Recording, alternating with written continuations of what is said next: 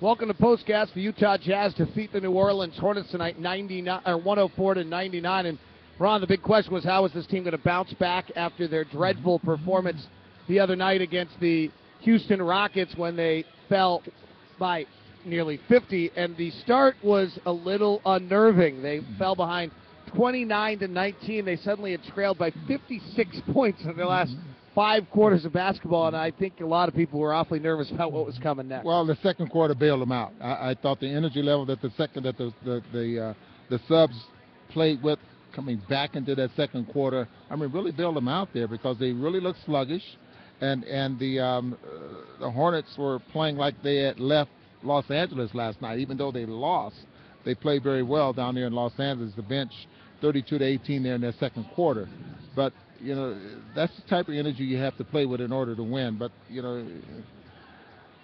embarrassing loss against the Rockets, and I think we expected more in that first quarter than what we got, David. Jazz allowed the Hornets to shoot 11 of 16 to start that quarter, and the defense kicked in, led by Earl Watson and Derek Favors, as they held the Hornets to 5 of 18 shooting. We had a really good game for a long time. It was a game that was within 4 points from the 10:09 mark of the second quarter all the way into the beginning of the fourth quarter. And then it might simply be that the underhanded Hornets team, without Eric Gordon, they're 7-24 this year without Gordon, just ran out of gas. They played that brutal back-to-back that we've talked about a lot when the Jazz have to do. L.A. to Salt Lake is about as bad as it gets in this league. And they may have just run out of gas, or foul trouble to Ryan Anderson. Have to have Jason Smith just got killed defensively tonight. They just didn't have enough guns to be able to handle the Jazz, who just kept pounding and pounding and pounding. Yeah, that big front line there with Lopez, Davis, and Anderson ended up fouling out. All those guys were kind of in foul trouble. But, a lot of that probably had to do with the travel that they had coming back here. It's amazing. When you go from the West Coast going east, you lose that hour, and that's more like losing 2 hours because you lose that sleep, and it's awfully hard sometimes to get going.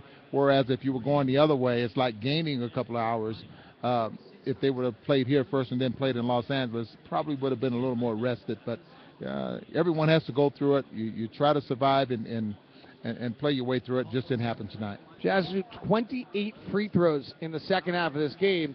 It's an interesting game because you really can kind of isolate the stars of the game throughout. So let's do that. Derek Favors' second quarter really got the Jazz going. Well, on the defensive end, his scoring picked up. I had him in that second quarter. With 9 of his 11 points in that first half coming in the second quarter. But just think about his offense. It was awfully good. But his defense out there as well, blocking shots and just challenging shots, staying in front of his man, and those type of efforts that he was playing with out on the floor.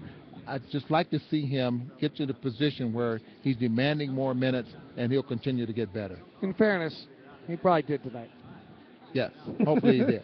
Yeah, I think he probably demanded them tonight. And there were some funny matchups tonight. I thought Tyrone did a really nice job because Derek has not dealt well with stretch fours, and he had Ryan Anderson for 1 possession, and he hit a 3. He might have actually had him for 2 possessions, and he hit 2 threes.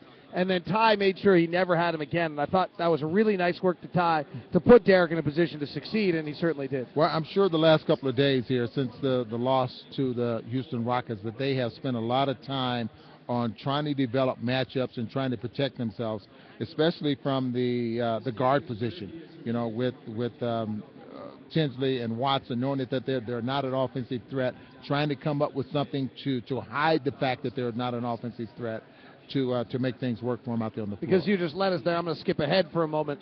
Then we go to the beginning of the fourth quarter, where I thought was one of the key stretches and one of the guys that deserves some real recognition. The Jazz were having a hard time tonight getting the ball in the post because they're just not guarding Tinsley or Watson, and they're just bringing the guys down to double team in the post every time. And then the Jazz, they aren't leaving anybody but Tinsley or Watson. The 2 of them are shooting poorly.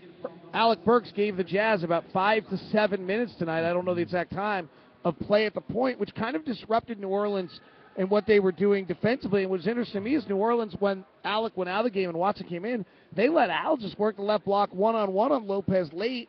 Didn't double, which is way beyond me of why, but it's almost as though the Jazz, by having Burks in the game, disrupted their defensive sequences. Yeah, they had to respect Alec Burks. So what does Alex do? He gets to the free throw line 6 times because he puts the ball on the floor and goes to the hole, and he makes the defense pay a little more attention to him. Okay, we got to make some adjustments here because this guy not only was a threat for some outside shots. But what he does best is drive to the basket. He drove to the basket, got to the free throw line 6 times. He made 5 of them, ended up with 8 points and a couple of assists there for the Jazz in 16 minutes of play. He had mom and dad here, so maybe that's what helped him out. Yeah, well, yeah, hopefully that's the case. Mom and dad. I'm glad he got out there on the floor, and he just needs to continue to get some minutes and just be patient out there, but play under control. Third quarter was led by Paul Millsap, who had a dreadful first half. He had he tweaked a knee on a weird play early in the game, and he just couldn't get up at all. And was 1 of 5 in the first half, but I loved his third quarter. He took body contact. He played angles. He kind of went back to that crafty Paul Millsap. And I think he knew he didn't have any lift tonight. When you miss a dunk, that happens. And he played the game in that kind of Millsap way, ended up setting a career high with 16 free throw attempts tonight. And I tell you, David, that just shows you a smart player. He knows that, okay, I can't get lift off of this leg. So now you start driving to the basket and you start playing for contact. You start playing for contact, and he ends up getting to the free throw line 16 times. But, that's what Al has done. I mean, he's made that type of adjustment here tonight. But that's what he's done, I think, throughout his career is made adjustments. And then you've got Al late in the game, does it again. In the final 5 minutes, he scores 6 points. Tonight he's 3 of 6 shooting, 50%, which is really incredible late in games to shoot 50%. There's almost no one in the league who does it.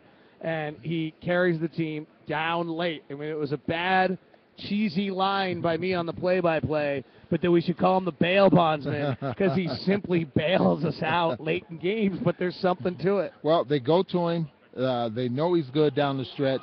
He usually responds. So let's just, keep feeding you. Keep feeding you. Jazz win tonight, which is nice because the alternative really would have sucked. That's my analysis, but I would not say in any way that they were great tonight, and they still have a lot of areas they need to tighten up. The Hornets shoot 47%. They make 8 of 22 from 3. They scored 99 points tonight. I haven't run the numbers on it, but I'm guessing it was not a very good defensive performance tonight by the Jazz because this game felt very, very slow, and I do not think it had a huge amount of possessions tonight. So to allow 99 points may not have been one of the better defensive nights. Still areas to help, though they did hold opponents under 52%, which seems to have been the ugly number recently. So progress, I guess, and a win. And for all of the haranguing and everything else, this team has won 10 of its last 14. They moved to 25 and 21, and they have a really big 2-game sequence coming up with Portland Friday at home. Tickets available at UtahJazz.com. On behalf of Ron, I'm David. Have a good night.